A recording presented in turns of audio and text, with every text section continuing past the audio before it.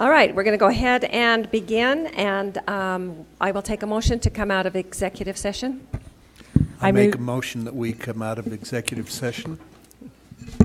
Second? Anyone? Second. All right, all in favor say yes. Yes. All in favor say no. Okay, we can begin.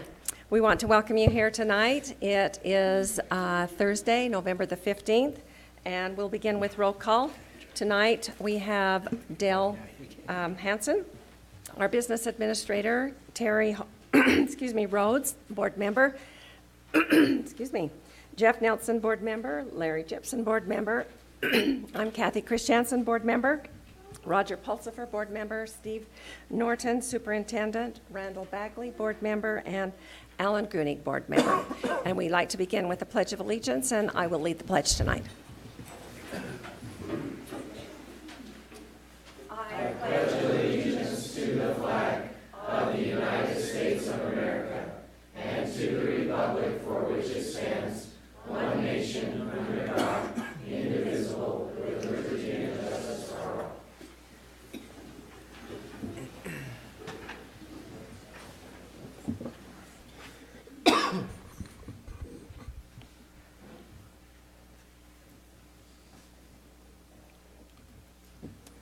Okay. Our mission is to educate students for success in a changing world. We would like to begin with recognitions, and we're just happy that there are so many recognitions tonight. What a fun board meeting. We will begin with our top 4A state honors for the Green Canyon Marching Band and Color Guard. And so we will have, who is going to be? Randall Beach. Randall Beach. Is he here? Mm-hmm. Yep. Oh, there he is. Okay.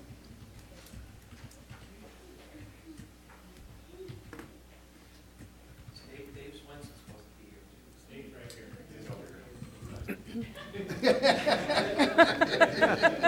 You told me you were coming up here with me, dude. You can pull that out of there and then come up and invite them all to come up. Yeah, let's have all the band students who came tonight and staff instructors come on up, please.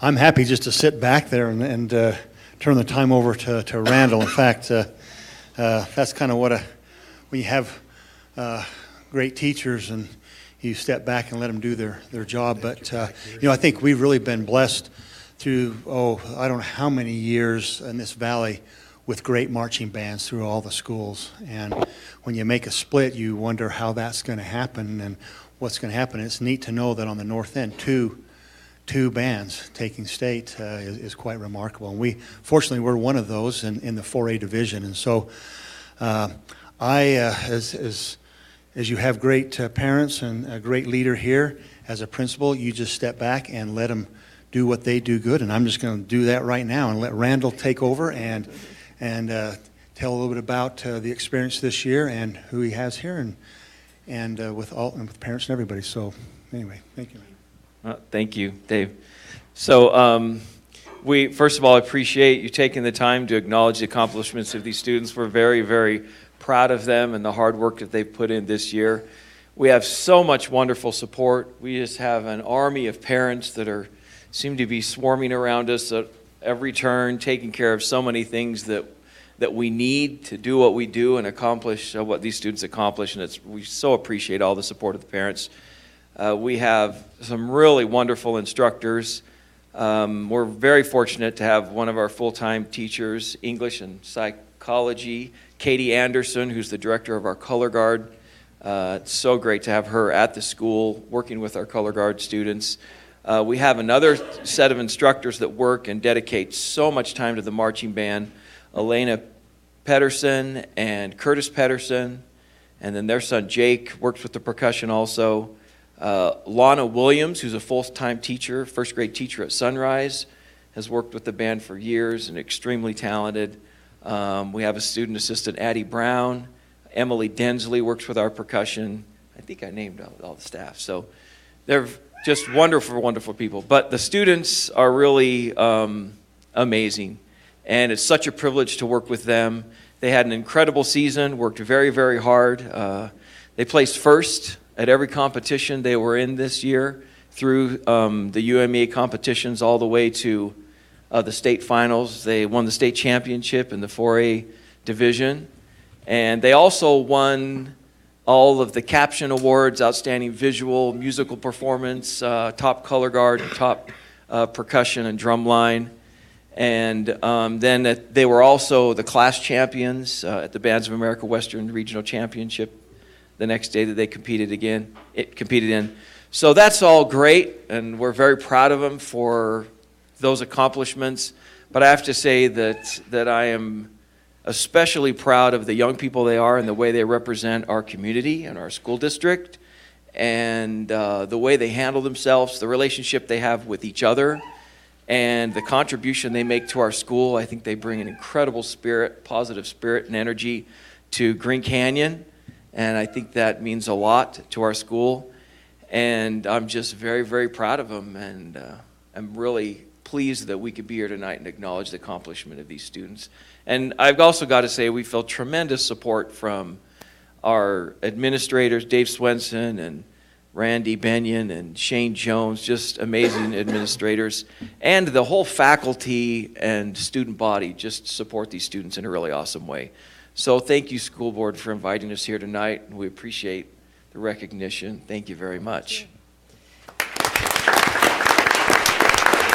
Don't leave. Don't leave. We want to get a picture.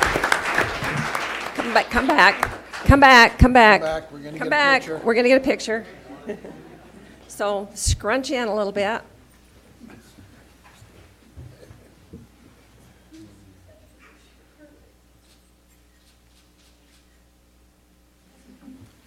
Thank you. Thank you. Are there, if there are band parents here, would you stand? We would like to recognize you as well. Band All parents? band parents. Thank you so much.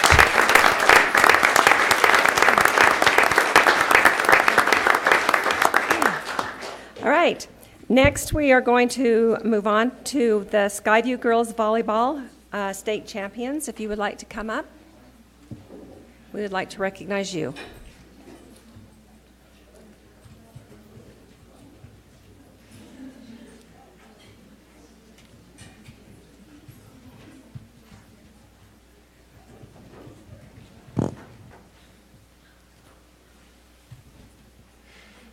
Well, we too are very grateful for you to take the time to recognize these girls. I've thought many times there are thousands of athletes around the state of Utah that would love to just make it to a state tournament, and not everybody can, but then to actually go and win it all is a special accomplishment.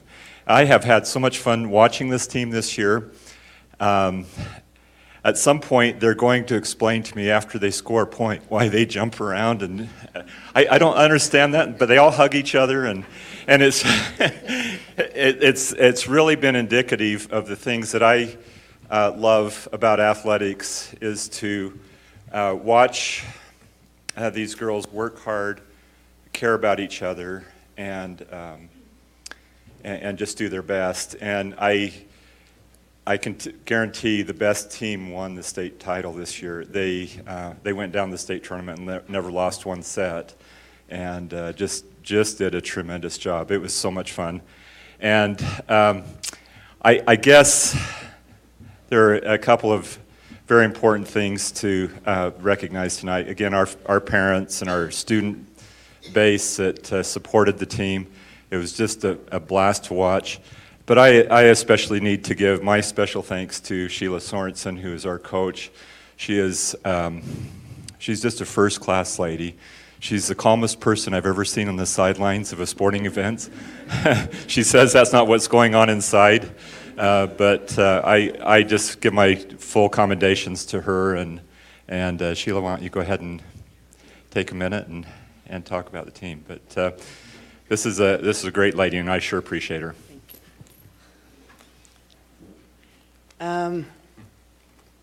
I guess you didn't see that picture in the HJ News. I got a yellow card. Oh, no. It wasn't red, so I wasn't kicked out. So that was close, though. But I can't believe that photographer captured. But that's how I feel sometimes. But it's only sometimes. Very proud of these girls. Just to come in here and to actually, these guys for 2 years have gone 20-0 in region. So that's just amazing. They just came in and they said, okay, how do we do that again?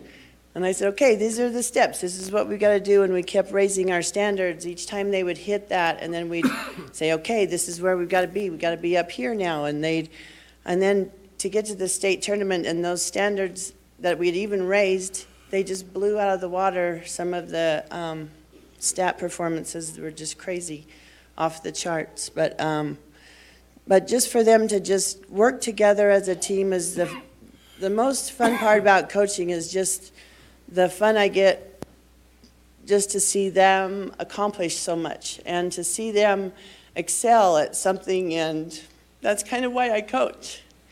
You know, it's not for this pretty trophy, although it's pretty, but and it's gold this year, not silver. But it's just our big theme this year was commit, and I think the girls just all bought into that. Commit to each other, commit to improving, commit to teammates, commit to our coaches and to what we were telling them. And that's just kind of how we worked the whole year. And I'm just really proud of them, and we couldn't do it without the community support. We had a lot of booster help, and we had a lot of just everybody came out to our games. It was quite amazing. But I just want to say that I'm just very proud of them. We had 2 academic all-state, Kristen and Selena, and then we had 5 on the Utah Volleyball Coaches Association academic team. And so to put that, and then the other 2 seniors were so close.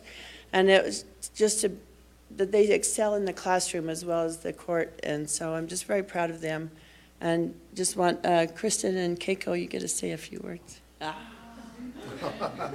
These are our captains.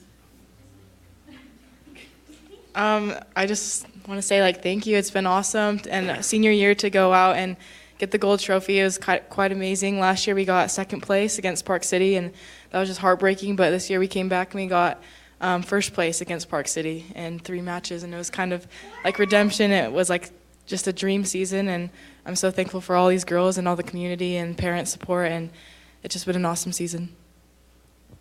Yeah, pretty much the same thing. I have to talk at so many things. She always makes us talk, but I'm just so proud of these girls. You know, they're my sisters, and we just love each other so much. And I just the culture that we've established in our volleyball program, where we do commit to everything that we do, and we have fun, we have excitement in our practices and our games, and just really the way we do things, I think, stands out, and I'm just really grateful for that, and I'm grateful for all the support that we have from the community. And so yeah, thank you to everyone who's helped to make our program a success. And one more thing, just our administration, Mike and Kurt, they're here, that they've just always been right behind us in anything we wanted to do, so I appreciate you guys very much. Thank you.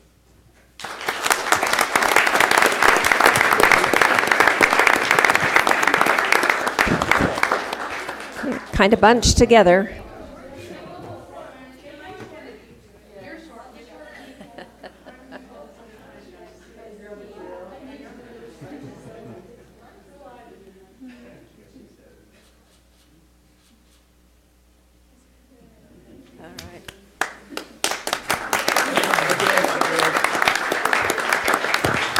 If there are parents of the volleyball team, we would like to recognize you.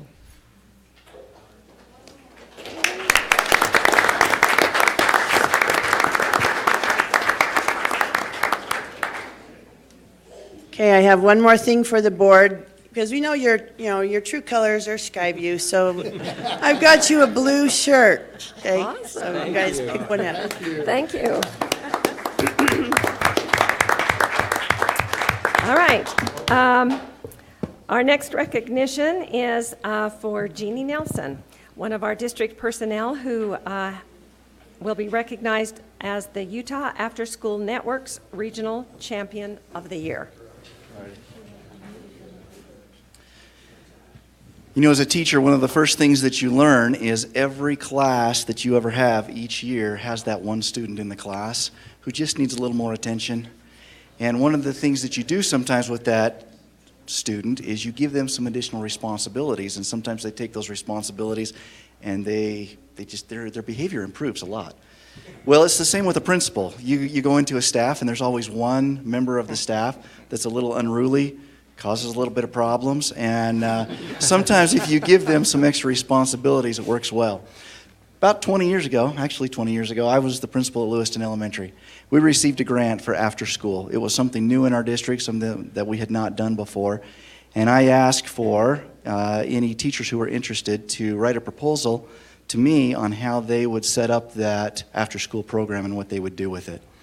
Well, I need to fast forward 20 years because just last week, the Utah After School Network collects nominations from after-school providers all across the state to celebrate and recognize outstanding staff, teachers, programs, and individuals who have been champions in the after-school field. These nominees are then reviewed and selected for awards by a committee of UAN staff and federal partners. Jeannie Nielsen was selected as this year's Regional Champion of the Year for being a fantastic liaison between the after-school program staff and the school district, as well as a major advocate for and supporter of Cache Valley's youth.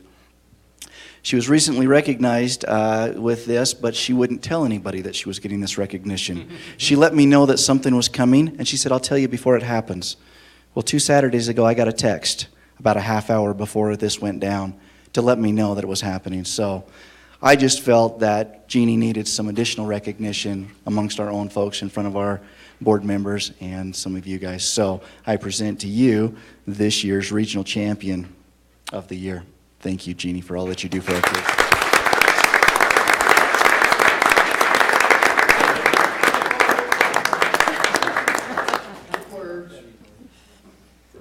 The superintendent gave Gary extra responsibilities also recently, so that's how it works. I really do care about these kids, and when I left the classroom, my goal was to leave Cache District with more after-school programs than we had presently. For any of you who are politically inclined, get with your congressman, get with people, let them know that we need this. We really need these programs. And we've got children who go home to parents who are still working, and they need the extra help. So if you run into anyone who can help with this, especially those who hold political office, let them know. Thanks. We need a picture. We need a picture. Oh. Go out there with me.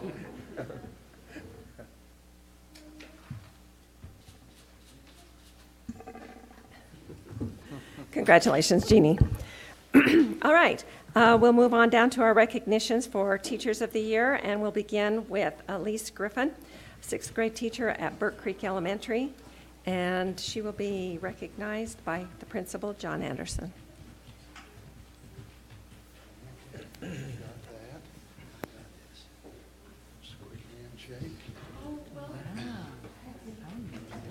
She's going to have her hands full when she leaves. Beautiful flowers from our school. Congratulations, Elise. This is awesome. I was worried that she wasn't going to make it, and I was texting her saying, "Are you hiding? What's going on?" But I took, every year I get the opportunity to do this, and I took a bunch of information from a lot of people, and I synthesized it down to just a few statements here, and I would have to read some of them. These are from people that care about Elise and know Elise. Her peers say she's always positive with students and a great advocate and example for parent communication. 2 amazing things about teachers. Lucky to have the privilege of working with her and learning from her great example and experience. She's a true and trusted friend. Her husband says, besides the wonderful things she does in the classroom, she enjoys working with and for the staff on the socials committee and creating stronger relationships with the staff. She is a party animal. She likes to organize the parties. and get them going. She hit me up just the other day, and she's like, so when are we having this party?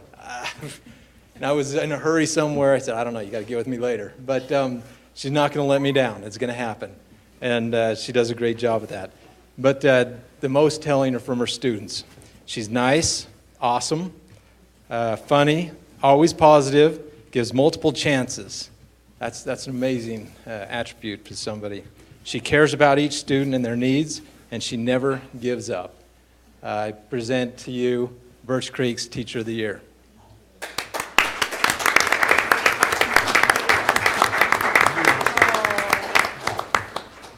Wow, that's wonderful. I don't know if I need to say anything else. I think that's great. Thank you. It's an awesome honor. Appreciate it. So thank you so much. Thank you. I appreciate that.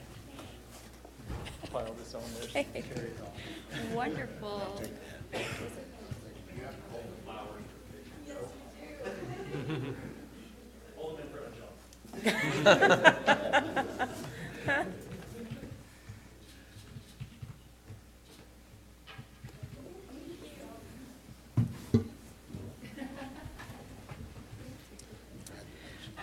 Okay, excuse me. We will next recognize Brad Hawks, a fifth grade teacher at Canyon Elementary, and the recognition will be presented by Stacy Williamson, principal. Thank you. Okay, this might be hard. I have taught longer with Brad Hawks than any other teacher in the district. I'm sorry. Brad and I started teaching together. I'm sorry, in a good way. I started teaching with Brad in 2005 when we opened Canyon. And so I look at my years, my longest running friend, teammate, peer is Brad. And so we go way back. And he was the best teammate you could ever ask for to be on a team. The most amicable, hardworking, kindest man with the most talent when it comes to teaching children. He is amazing. Something that's very telling about Brad is that he has now received this honor twice in the same school. That tells you a lot, right? So since 2005, he was our first teacher. He was our third teacher of the year, I think back in 2008, and then he was again nominated this year. Well, that's because more than half of our staff has turned over. So a whole new group of teachers have experienced working with him and said, this guy's amazing. He needs to be honored again. So yes, he's been twice nominated at Canyon Elementary. And we have, again, so many wonderful things I could say. I could read all of these, but please don't. But I will read my three favorites. I feel Brad Hawks deserves this honor as he works tremendously hard and pretty much flies under the radar. That is so true. He is a superb teacher with a genuine love for his students, even the ones that aren't always easy to love. He will do anything for anyone at any time, even when he really doesn't need one more thing on his plate. And 99.9% of the time, it's done with a smile on his face. I admire him for the good man he is and the outstanding teacher he continues to be. He would be the last person to seek after this honor, and perhaps that is the main reason he deserves it so much. Whenever I go into Brad's classroom, I am always amazed. You can immediately tell the love that he has for his students. He not only cares about what they are doing academically, but he genuinely cares about them emotionally.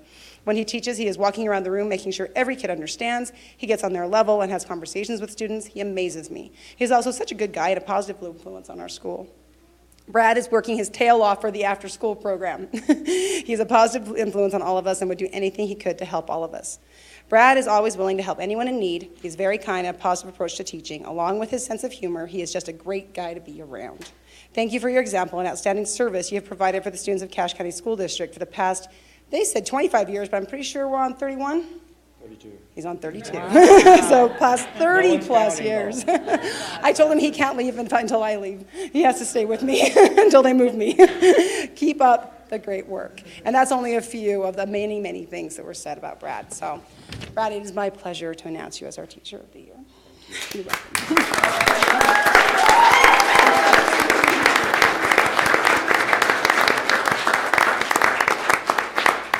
And just thank you. I work with great people, and it's wonderful. I was down at the After School Network Jump Start program where Jean was recognized, by the way, and so many people were saying, how do you get your principal on board? How do you get him to help?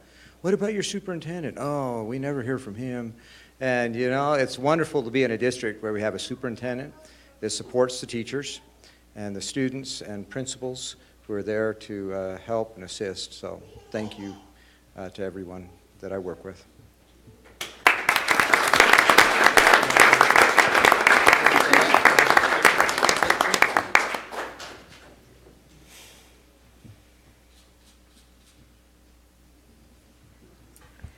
Okay, we would next like to recognize Megan Turner, math, reading, and science teacher from Cache High, and her recognition will be presented by Cherie Hansen, principal.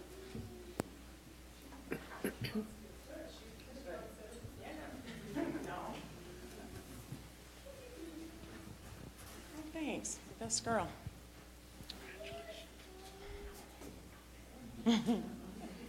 So this is Megan. I'm Cherie Hansen. I'm the principal at Cache High. And Megan is also, this is her second time being Teacher of the Year. And I have to tell you what's amazing about Megan. She has 4 kids. She's only part-time. And she still gets Teacher of the Year. I mean, she's only there part-time, and the teachers still say this is who should be Teacher of the Year. And Cache High is a unique place to be. What I love about Megan is at Cache High we have different sites, and so she leaves in the morning and goes to one site, and it's her prep, and she still rushes back to school. And one day I said to her, "Why are you rushing back? Like, eat lunch." And she said, "I rush back because there's kids that depend on sitting in my classroom at lunch, and if I'm not there, they don't have anywhere to go." And many of our teachers are like that, but it's just striking that Megan doesn't take lunch and rushes back because there's kids that are depending on her. And she's like that in so many aspects. The other thing is when you read off what Megan teaches, she teaches lots of things, but she is highly qualified in everything they read off. And it's because she's always advancing her education. Right now she's doing Canvas training, not because she has to, but because she wants to just be on the cutting edge and be ready when her youngest, who's with her tonight, who's my buddy, when she's old enough to go to school. Well, she's at school, but when, I don't know what she's waiting for. We really need you full time. I'm trying to think of an excuse for her, but dang it, I think she's just sticking it to me. So anyway, I love Megan, and clearly the students and the faculty do too. So it's my pleasure to present Megan Tanner as our Teacher of the Year.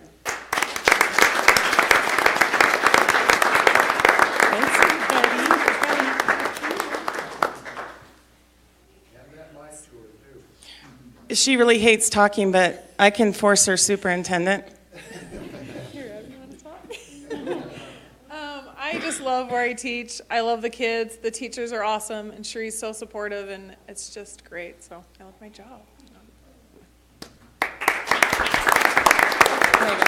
Let's get a picture. Do you want to be in a picture, buddy? Yeah. Oh, thank you. Sorry.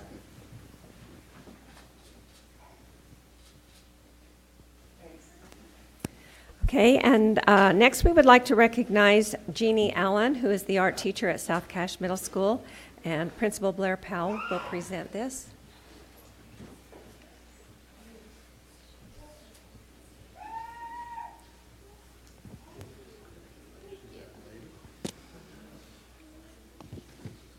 So a few years ago, when I was with Lynn Archibald as an assistant principal, we interviewed a teacher from another state. And that's not usually an easy thing to do, but we had Skype, and so we Skyped this teacher. And I'll tell you, both of us looked at each other immediately after the interview and we said, that's somebody we've got to get on staff. And it was Jeannie Nilsson and, Jeannie Allen. We've got too many Jeannies. No, Jeannie Allen. And a lot of it had to do with her smile, because immediately she won us over with her smile in the interview. She just has a very positive personality.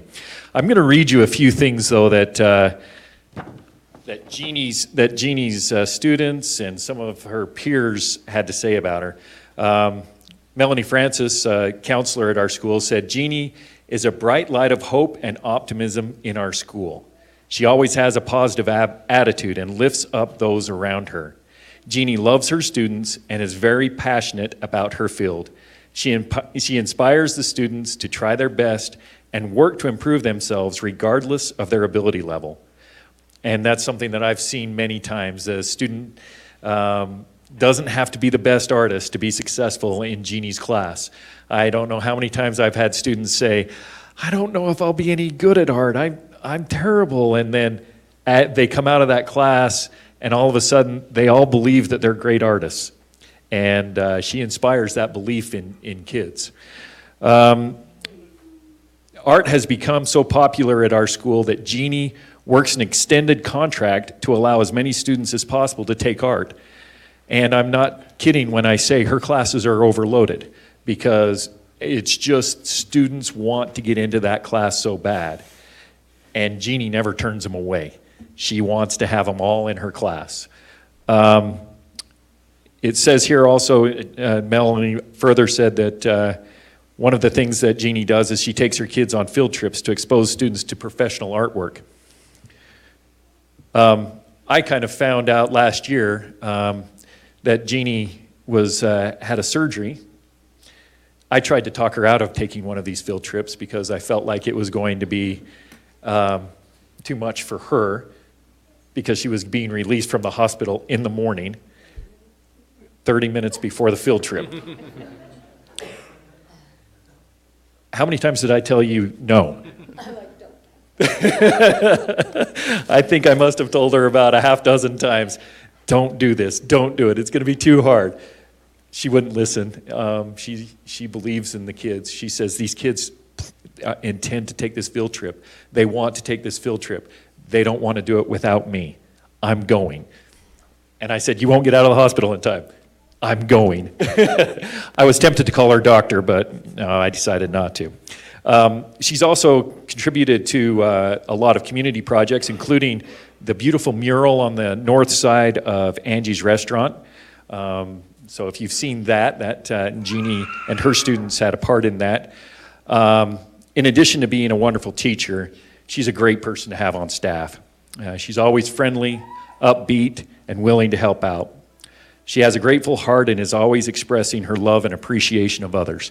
In fact, today there were treats in the faculty room for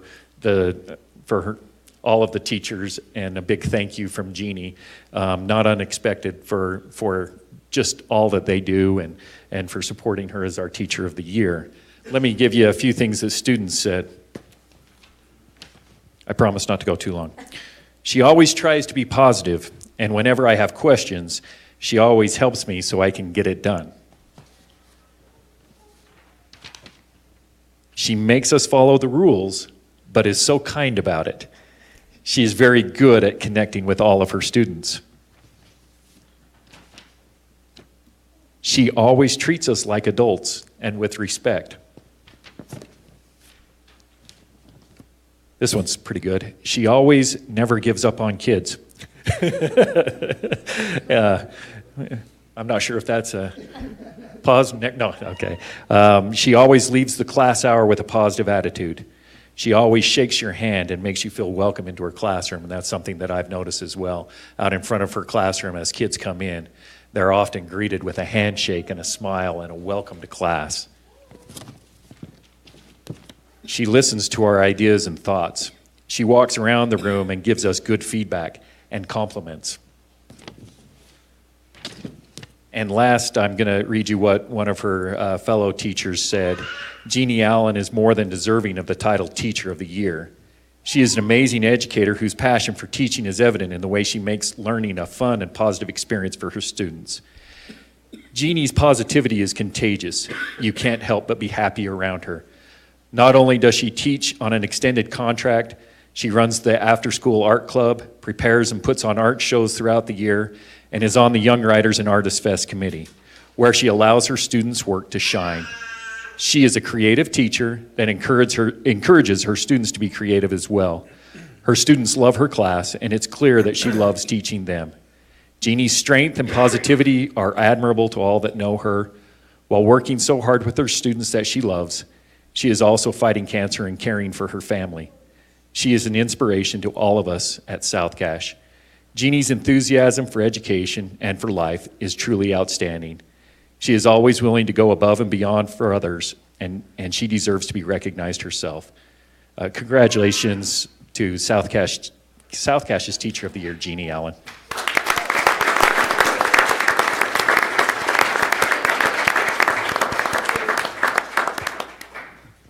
I definitely remember 6 years ago. It was a huge step in our life as a family coming back home. Sorry, always emotional, ask my kids.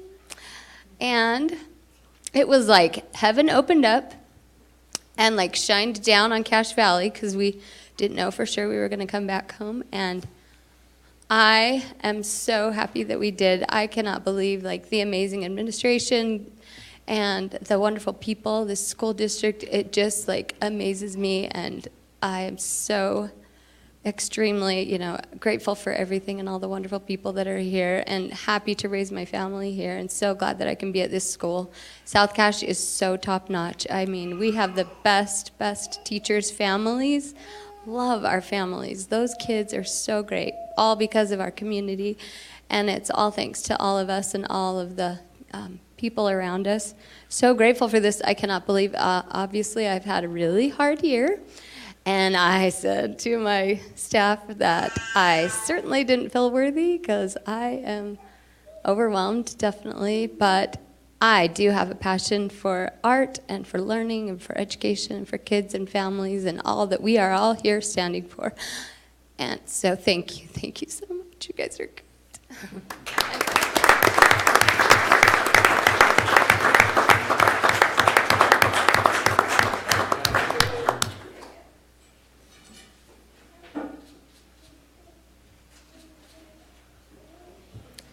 Before you leave, could we have all of the families of these wonderful teachers just stand? We'd like to congratulate you because you really support them.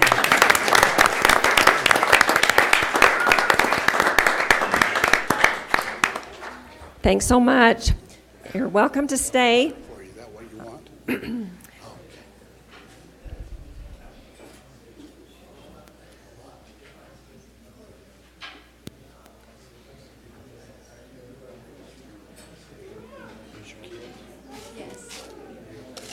Thanks so much.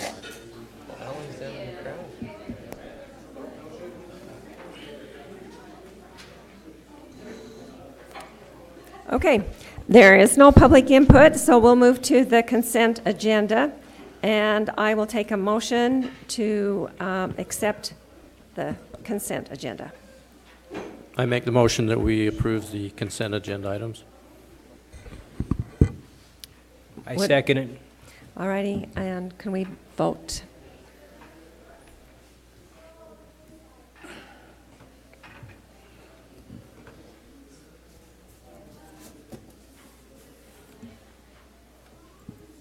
I approve. Did it work? Number 3, oh, the leave of absence. All right, all the votes are in and unanimous in favor of the motion. Okay, we have no action items, so we'll go down to reports, and first one on the list here is Skyview for the Young American of Freedom Club, and that will be presented by Kurt Hanks and his assistant. This is Ryan Smith. I'm Ryan. Okay, thank you, Ryan.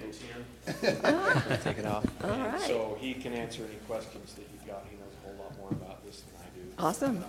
He's a better public speaker than I am. He's much more intelligent, and I think he's even taller. All right. But not better looking, right?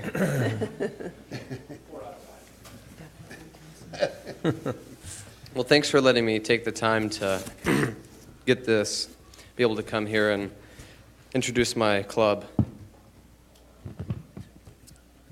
So what questions do you guys have? Would you just tell us a little bit about it? Yep. So Young Americans for Freedom is a club I kind of thought for the past couple of years, now I'm a senior, about starting. It's a club that what I see it as doing is to increase political participation in schools and to try to get people to care a little bit more about politics and issues. A lot of times at school I hear kids, say, I hate politics, but, I see it as, so important, especially for people to read the news and be more knowledgeable and know what they're voting for when the time comes to vote. And I've had some kids say, you should start when I decided that, now was the time I wanted to start one. And one thing that Young Americans for Freedom that I'd like to do is to have some people who are in political office come to the school. And in fact, I want to have partner with some of the government classes there, and then during our rock hour, have them come present, and then also have some of these government classes come to these meetings so that they can hear them speak and to learn from them. Okay, thank you. Anyone have any questions? I do. So thanks, Ryan, for presenting. You and I have had several political chats before. Is this associated with Young Americans Foundation or Ben Shapiro, or if you know any of those names, is this like trying to be a charter of that organization? This would be a conservative club, but not that everyone can join. One thing, I don't believe it's associated with Ben Shapiro. I do believe he speaks at a lot of the events, but there's no, he doesn't run this, if that makes any sense. This is run, and a lot of times people do have Ben Shapiro, not that that would ever really happen for Skyview, but yeah, I don't believe that he's specifically in charge of this. Right, but so my question is, are you trying to make the Skyview Club a charter of that organization? I wouldn't say that I would make it a charter of that association. I think they're separate. In the application, on number 5 of the application, it says, I assume you put a name in the on the blank line. Yep. Declares to comply with all of the Young Americans for Freedom's rules and regulations. Yep. Okay. So, I have some bylaws. Okay. And some things that they have, and they've also stated that if we need to change any of that, I can edit it and then I can send it in to get approved. So if there's something that you would like changed in that, I can block that out, and then I can send in my copy and have them sign it. That's from what I've. So you didn't write the bylaws? No. The national organization did? Yes. Okay. Okay, any other questions? Okay, thank you, Ryan. Appreciate that. We will vote on that at our next meeting. Thank you. Great presentation. Next, we have the Mountain Crest Student Clubs by Assistant Principal Mr. Snow.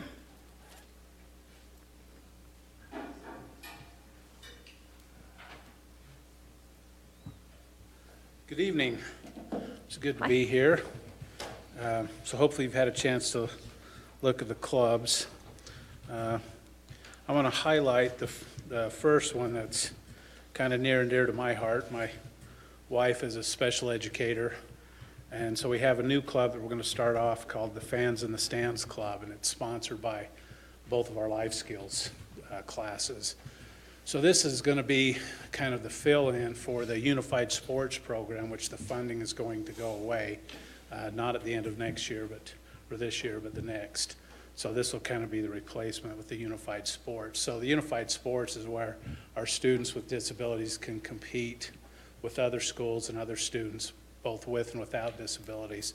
So this will be an extension of that. And so we'll have to look at a little fundraising efforts to help fund with busing and so forth. But if you look at some of their goals, they want to put together a student opera that'll be performed sometime this spring. They'll start practicing in December. So that's going to be a lot of fun, some dedicated teachers, and of course, the main overarching goal is inclusion. As you look at the whole goals and objectives of that club, of course, the inclusion is the number one thing. And you know, with our peer student program that's already in place, our students are so good with the students that have some type of disability. They're included. In fact, I was chaperoning the Sadie Hawkins dance, and a whole bunch of students came in with dates of students from both Beth's and Mackenzie's class. And this happens all the time. It's really heartwarming. So just really glad these guys took that proactive approach to formalize that club to fill in as the unified sports phases out. We'll have the fans in the stands. And, you know, and the other option, or the other neat thing will be for these students to have people actually in the stands that are their fans, and a chance for them to perform and have fun and have people there cheering them on. It's going to be great.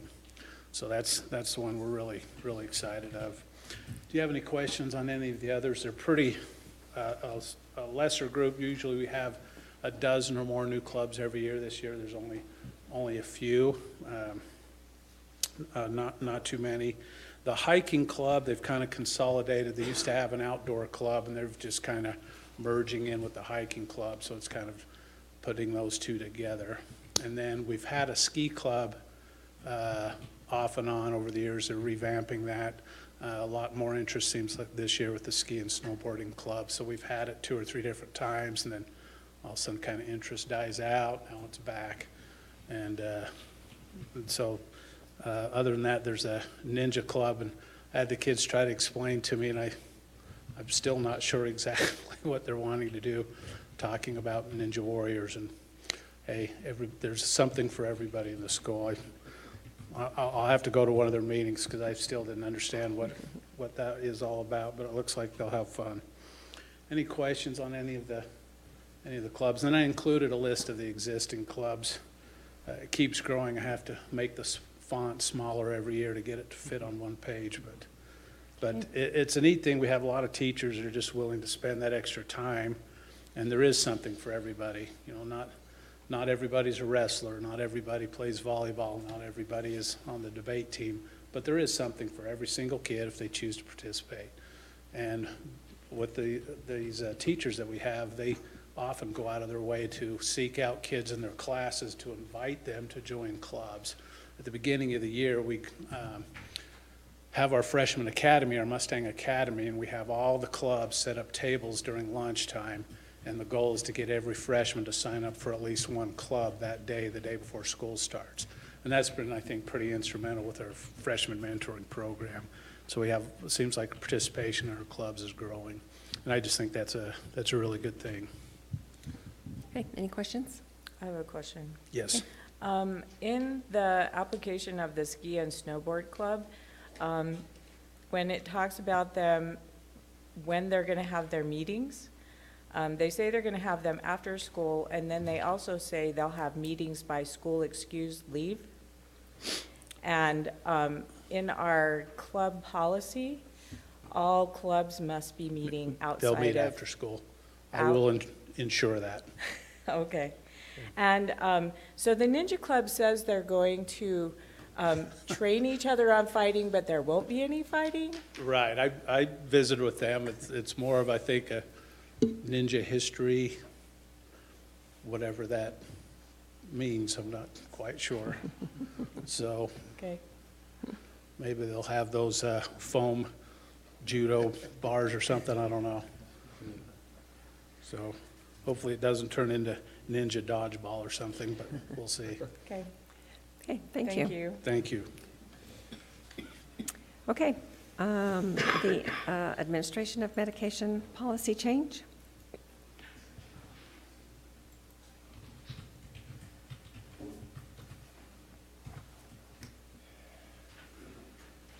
Hello, everyone. Hi. It's like my home away from home.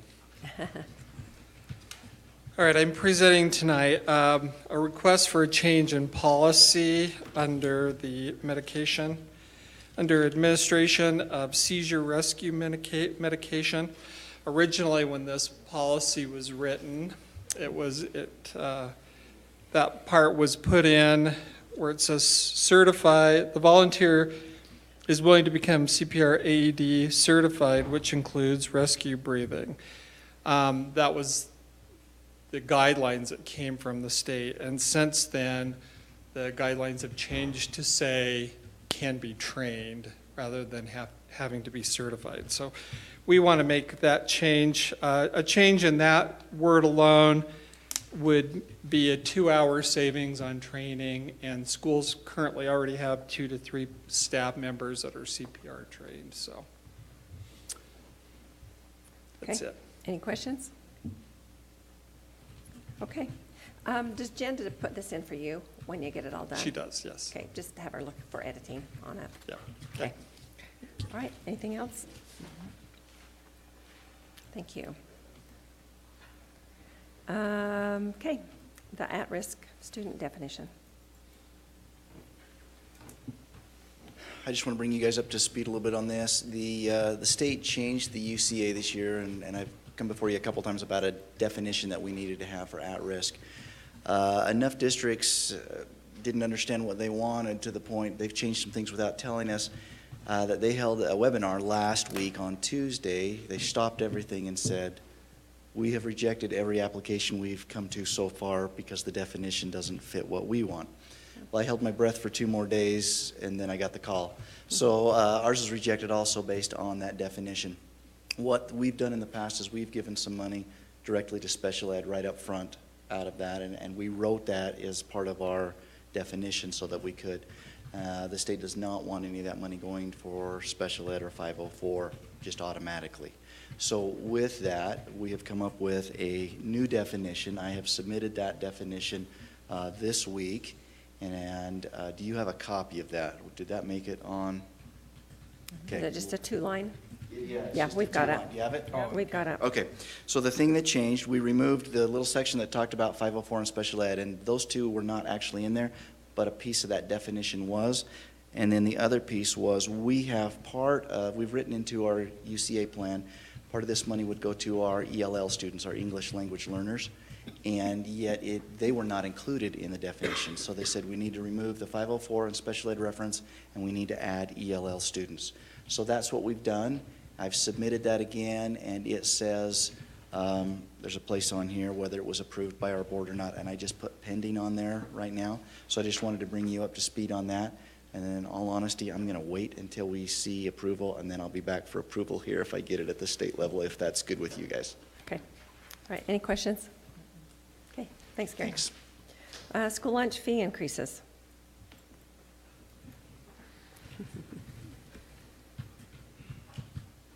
Mike's worried this will take longer, but, all right.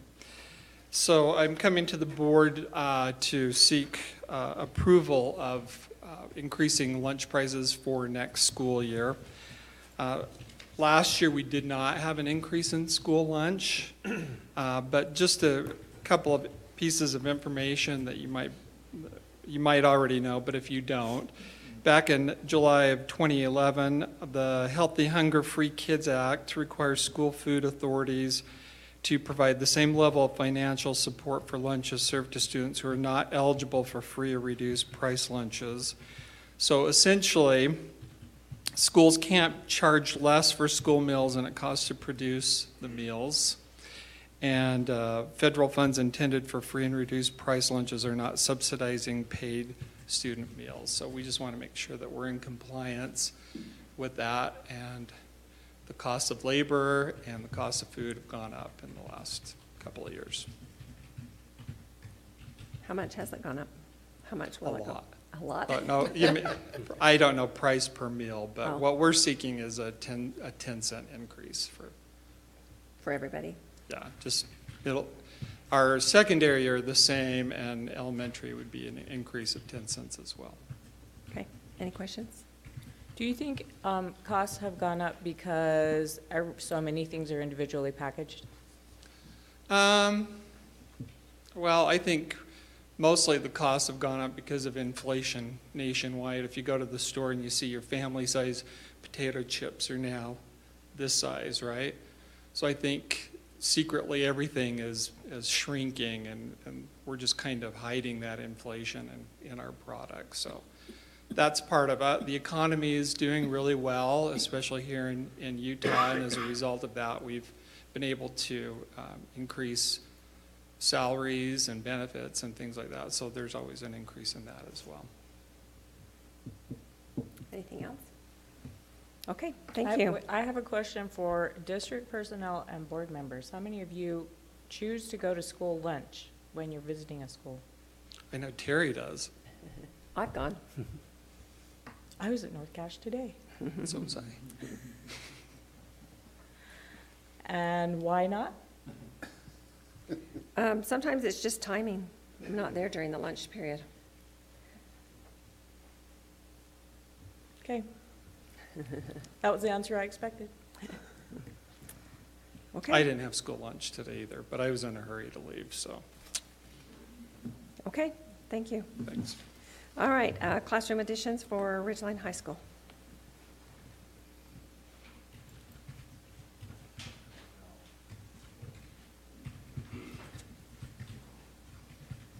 You have to excuse my voice, I'm losing it a little bit. I wanted to get you a little more information about Ridgeline, and I spent some time since the last time we talked to get you that information. Let me just tell you a few things about Ridgeline and what numbers are looking like there. Currently, there are no teachers at Ridgeline or roving. They all have their own classroom at this point. However, every classroom is being used at Ridgeline to include when band classes are not meeting, they have a different type of a class rove into the band classroom to use that space, as well as a presentation room.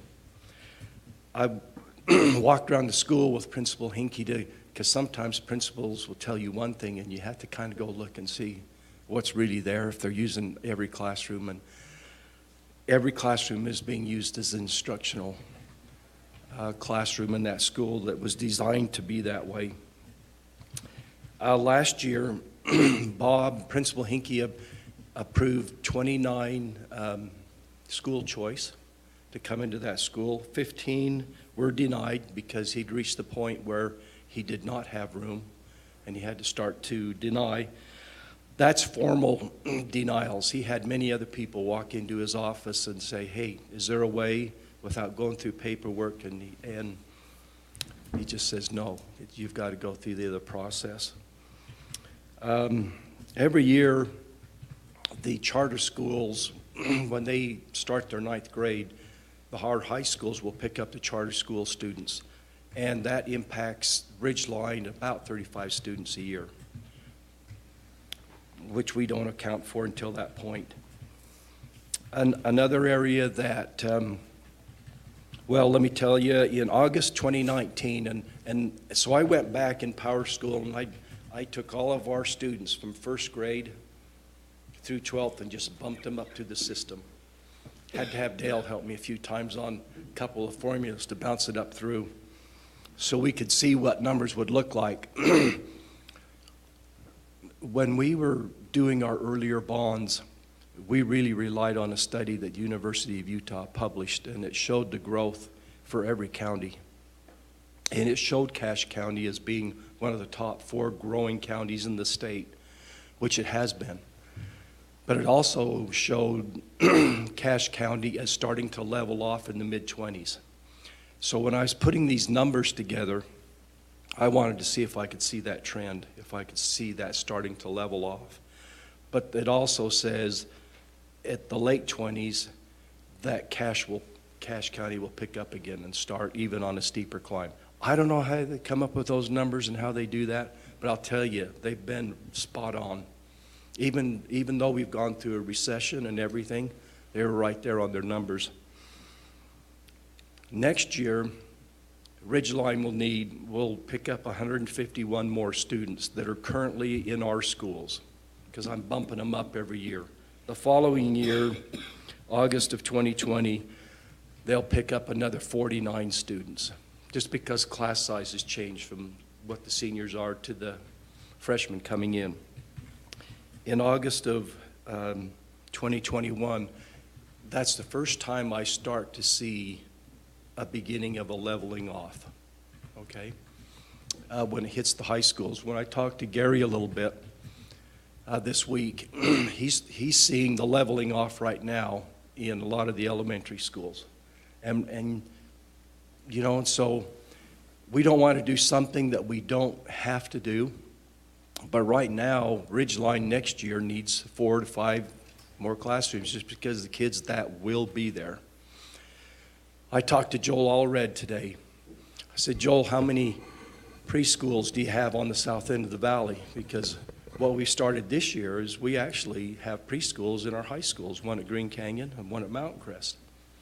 I said, Joel, could you free up any elementary classroom space if we put a couple preschools in Ridgeline, if we put that addition on? He says, oh, heavens, yes, I could move 2 out and put in there and open up some elementary classroom space.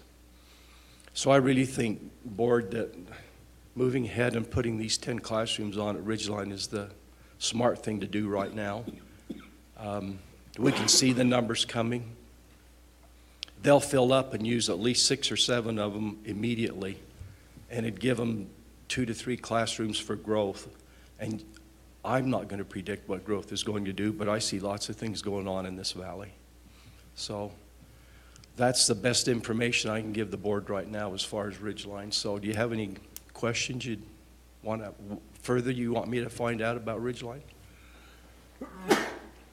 I don't have anything on that, but I'm just wondering, when the kids come in from the charter schools, if they are Logan students, do they have to get permission to come in, or do they just kind of float over if they're on the south charter school or the north charter school? They would have to do a school choice if they're not part of our district. Okay, just wondering. Yeah. The only ones that don't have to do a school choice is if you're in the boundary area of that particular school. Okay. All right, any other questions? Ninth grade is the year that that high school students have to declare their eligibility. So whatever school they go to, that's the one that they establish their athletic eligibility. Where they would play, which school, is that what you mean? Yeah. Okay. All right, thank you. Okay. Okay, Dale, monthly financial.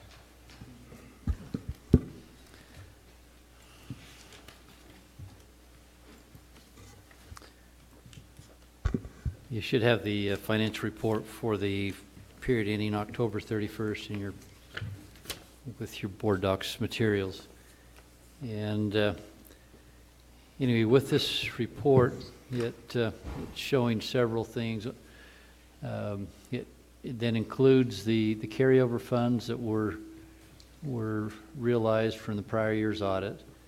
And the balance of those funds are actually sitting, if you looked on the detailed report on page, they're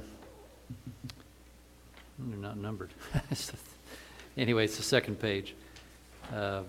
Under operations and maintenance, you can see for building maintenance and repairs, we actually set the unappropriated funds basically right there, just in a holding position. And it's sitting with $3.5 million in there right now. And those funds then are to be used for whatever the school board determines is correct.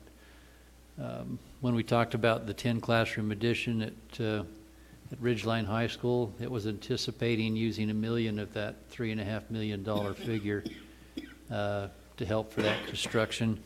Another $2 million coming over on the next page at the bottom, where it has under the remodeling budget. Those are the kind of leftover funds that are given to Bruce for building projects and renovations. And there's a $4.5 million budget sitting in there right now. So the intent would be that we would use $2 million out of the capital outlay fund, $1 million out of the general fund. And again, we still don't have a firm cost of what those 10 classrooms would cost us, but we're thinking it's somewhere between $3.5 and $4 million. And so those additional funds we anticipate would come from capital equalization funds that we would earn in another year from now. And so that would cover the project, I think, amply. One other thing that we have, if you notice on the very front page, the detailed page, it'll show each fund, and the very bottom number on there is the fund balance of each of those at the end of the month. One thing that would also have to be included in there is that the district has loaned $1.5 million to the self-funded medical insurance plan. and another $50,000 to the dental plan. That's to help them in that timeline where, for medical expenses, we start the year for our medical fiscal year on September 1st, but we actually don't get premiums that we charge until the end of October. So we actually go 2 months there of covering expenditures. And September typically is one of our higher months too, from a lot of surgical procedures done throughout the summer. And so those 2 months, we don't have a large enough fund balance carryover to carry us for that first 2 months into the next year. And so we've had to loan that to the fund, but we're actually investing the funds where what interest that loan is generating in the investment account we have it in is what we will charge the interest there, so that those funds would then be, when the balance becomes sufficient, we would repay the general fund for that loan along with the interest that those funds would have earned during that period.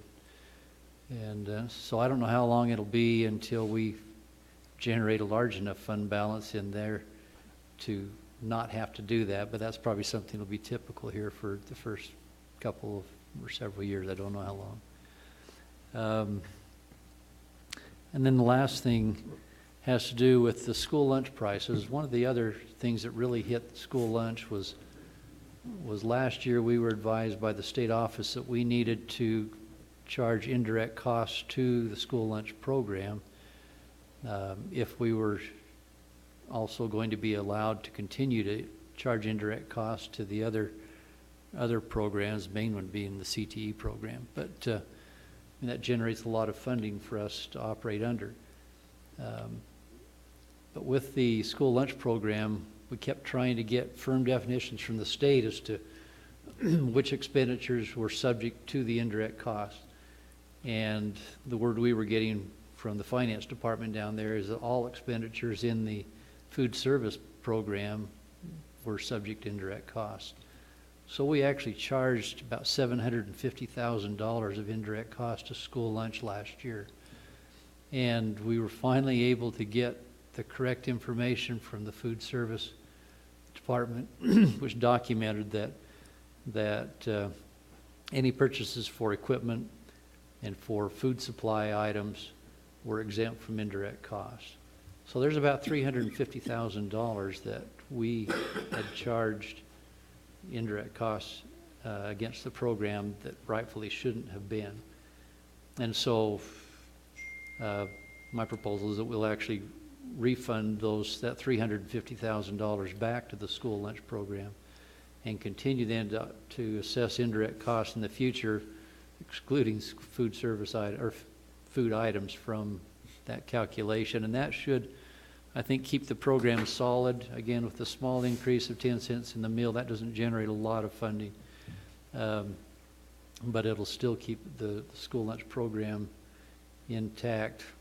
We were looking at, if we charge $750,000 a year of indirect cost to the program, we'd sink the program in 3 years. And so this will keep it all back in balance. And I think that will work out fine. So I don't know if you had any questions about anything on the reports that I can answer, but those are kind of the highlights I thought I'd bring up. Was the $3.5 million saved in O&M, M&O? Was that the utilities line that was $3.5 million? No, it's one that's called building maintenance, and it's right below that, I think, or just above it. I can't remember which one.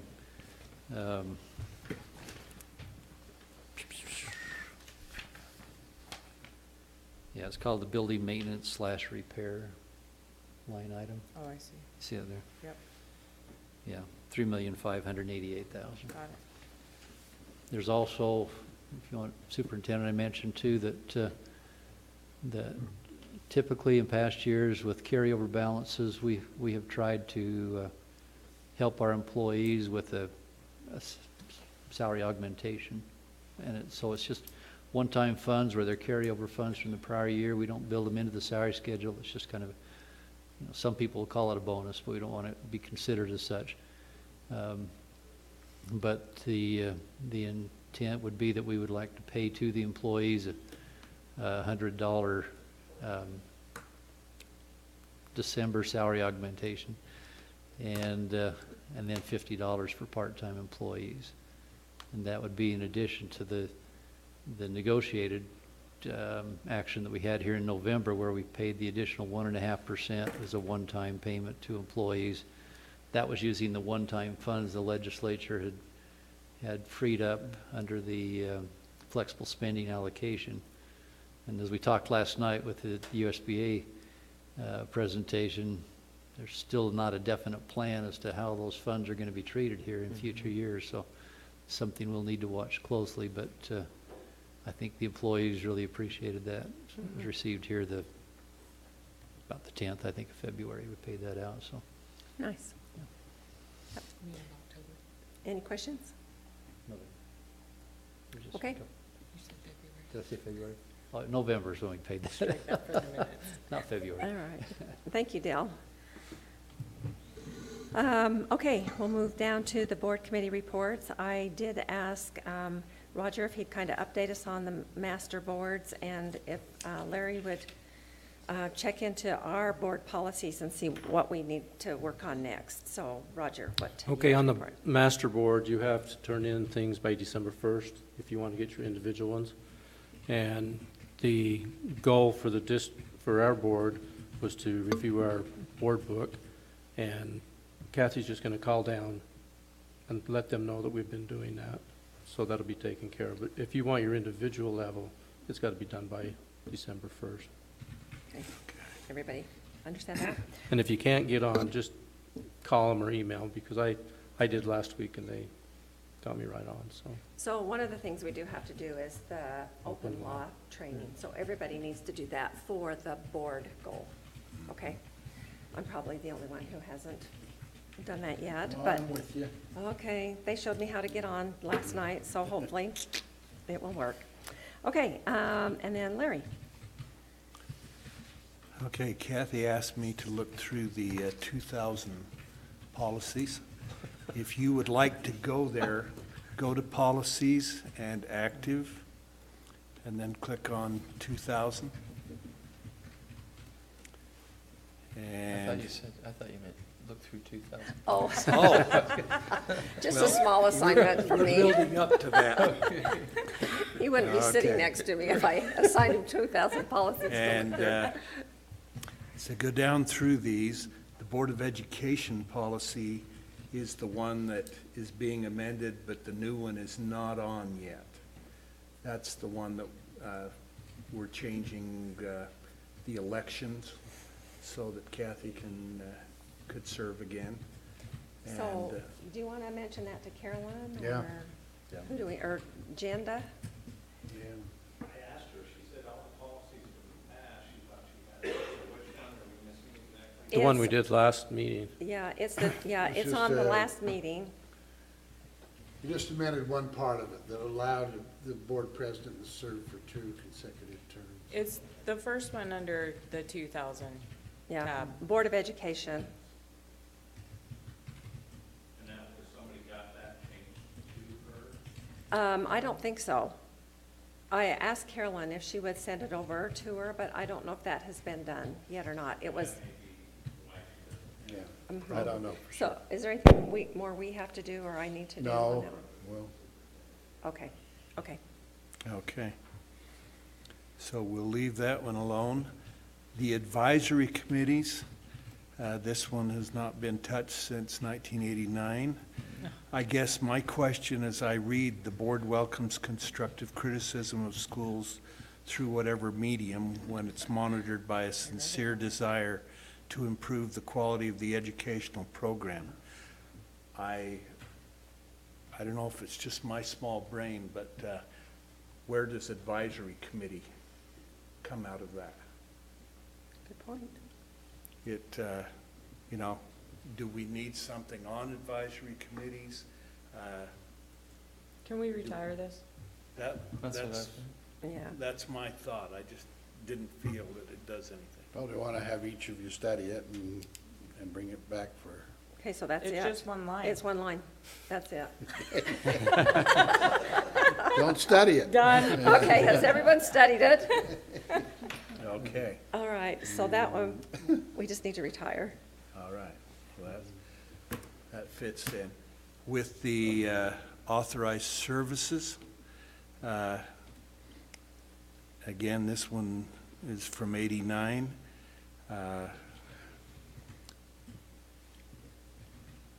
Do we still have community adult education? We do. Yes, we do have adult ed. It's Is at that Cash Ed. High? Or, Cash yeah, High. Cash Okay. High. Cash High is considered that, okay? And Well, they Well- run the program They out run of it. Cash High. Okay. yeah, it's a regional program. So there needs to be some, Isn't the word handicapped no longer politically correct? Disabled, is that what it would be? Yeah, are you saying yes, it's not okay? Or no, or yes, it's okay? It's my first board meeting in my life. Yeah? People with disabilities, do you want to use person first language? Say Yeah, that again. well, it just says, "The board shall further authorize such special school services as handicapped and exceptional children programs." My suggestion would be, say that the board will authorize. Special school services as handicapped and exceptional children programs. The board will authorize, my suggestion would be the board will authorize special school programs such as those for people with disabilities. Excellent. Because if you say such as, then it's up to you. That's right. Well, you know, this is in 1989 language, so. I was in kindergarten. Okay, so, Well, it's better than what we called people when I was in kindergarten, There are still people who use that kind of language. unfortunately. One of my sixth graders forgot what we used. Okay. so Okay. that is one we need to look at. we'll work on rewriting that one then. Will you keep track of the ones we need to? Yes. Okay. Okay. Board and staff relations. Again, 1989. And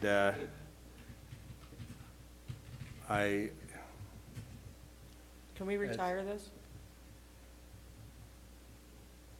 I just thought it was very interesting that the only thing that was important in this policy was that we give them supplies. That's the only thing that's mentioned. Well, Mighty generous of you. But this is included in our handbook. I mean, Yeah. board and staff relations is handbook stuff, not policy stuff. Okay. Okay, So just make a note of that one. Next one. all right.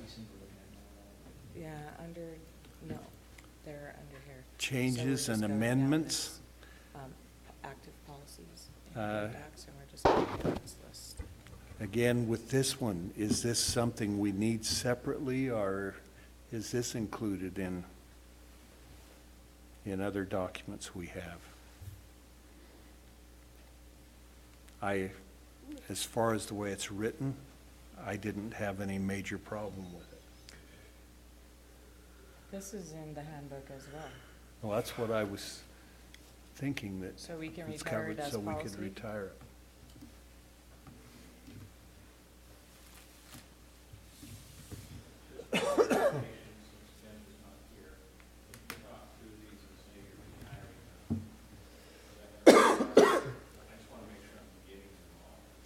I'll send Well, her an email. This is the first discussion on it, Yeah. so don't we Yeah. have to have 3 or something Yeah. like that?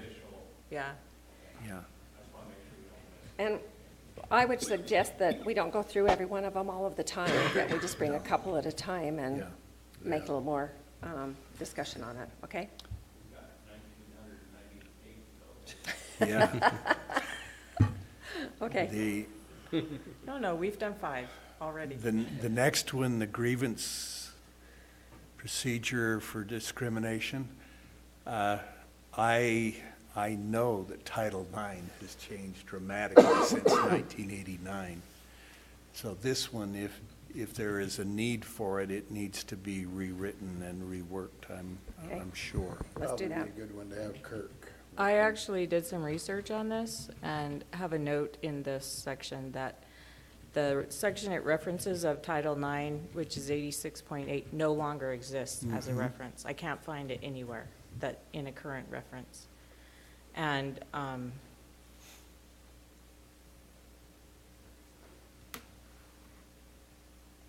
it talks about steps 1, 2, and 3 of the employee grievance procedure, and I couldn't find that either.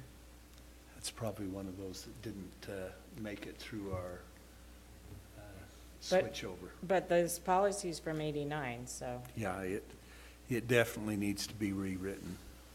Okay, let's rewrite that one. So, okay, and then Kathy, you mentioned you'd gone through this meetings of the Board of Education and were recommending some changes, so I'm Yeah. just going to leave that alone right now. Okay. All the code references on that one have Are to be wrong. changed. Yeah. Yeah, I have the numbers if you want. awesome. Okay. Patron relationships,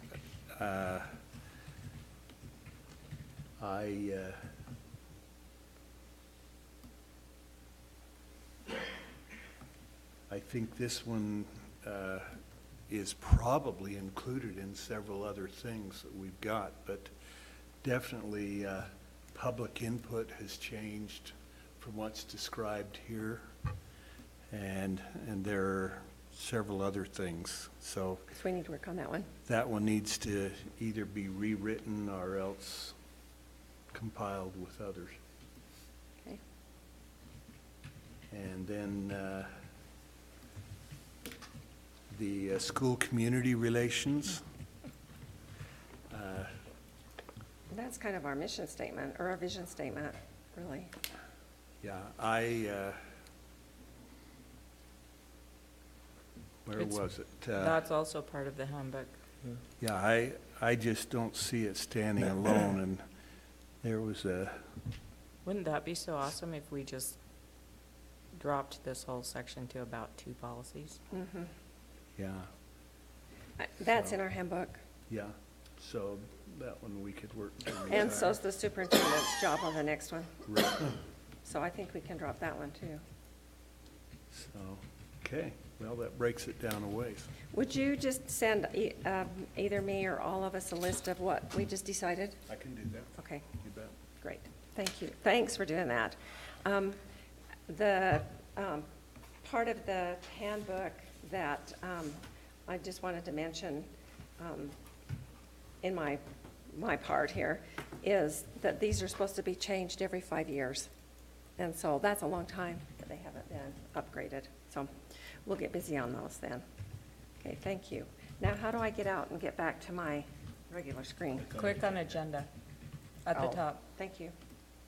Great. Okay. Okay. The board president report, if you looked at that, you noticed that the board policies, I did put that in there, and the only thing I wanted to kind of mention, besides you just reading this and being familiar with it, is that it does say in here that we need to change and review and update our policies at least every 5 years. So this is long overdue to do that. Okay? And then the other thing that I have on here is the board Christmas party. Everybody a go for December 6th after our board meeting. My house. Anybody want to volunteer for salads? I will. Okay, who said that? Jeff? Terry. Jeff, Terry, one more? We can. I will. Okay, Larry. What else do you need? Do you want a particular kind? Maybe somebody do a lettuce, somebody do a fruit, and someone do like a potato or pasta salad. I'll do pasta. Something green lettuce. Okay? Okay. And then So we'll you've got a try and potato come or with it. pasta, or, what was the other one I said? Fruit. Fruit. Okay, that's all I have on that. That's all you need? Is that all you need? I can, Okay. if anything I- else you want? I'll let you know. Okay. I think we're okay. What about rolls, things like that? I thought maybe we would just do French dip sandwiches this time, so that'll be the rolls and meat, if that's okay. Does that sound all right with everybody? Oh, yes, there is something else, our fun part. Our fun part, yes. I always have to have a fun part. Okay, so everybody, you can boo-hoo this if you want, and I will drop it. But if you want to come and have fun, would everyone, including your spouses, bring your favorite candy bar wrapped with your name on the outside? Favorite candy bar wrapped. Mhm. It's going to be a blast. You're just going to love it. Okay. Okay. Trust you. Yeah, and I just wanted to. Send Dale an email about that. Okay. Pass those down. I don't have this on here, but I did go to an ACES meeting yesterday, and I'll tell you a little more detail about it next meeting since we're going quite long. But this is the Adverse Childhood Experience Questionnaire that is used to find out which children or adults have these sad situations in their lives which affects their lifespan, their health, and oftentimes their behavior in school. So what they say is if you have 4 or more of these, and I don't mean you, but if anyone has 4 or more of these, they probably fit into a critical need some help category. So just look over this, and I'll just put this on the next agenda to give a little more information too. Okay, Superintendent? I don't have anything. Okay. Just appreciation for your support of this school district and the employees that work here. I know they appreciate it. And I probably get a lot of the emails that should be directed to you, but just rest assured, there's been a lot of them lately, and they do appreciate you. Thank you. Well, we appreciate all of the district personnel and your willingness to come and sit through this meeting every time. And I invite you, any of you, to join me for school lunch anytime. Sounds good. And thank you for everyone for taking assignments and following through and visiting schools and doing the things that we need to be out there doing and letting the people know that we are accessible and willing to listen to any comments that they have. So will Tuesday still go as planned for Oh. what Carolyn sent out? Yes, is that okay? Yeah. Everybody's on? I just want to make sure nothing's changed on it. No, she Okay. just sent us a brand new one. Did you get that one? When did she send it? This week. Oh, yeah, I've got that one. Okay. And I'm She assuming had at the that, executive school visits session. with the legislators, You we and meet I at the were office? Is that where we would meet first? At the school, each school. At each school office first? Yeah, not at the district office, but at the school office, Okay. yeah. All right. And then we would go back to Logan because they're the ones who's hosting the luncheon. Okay? Thank you, everyone, and we will, is there anything else? More T-shirts here if anyone wants. Okay, this meeting is adjourned.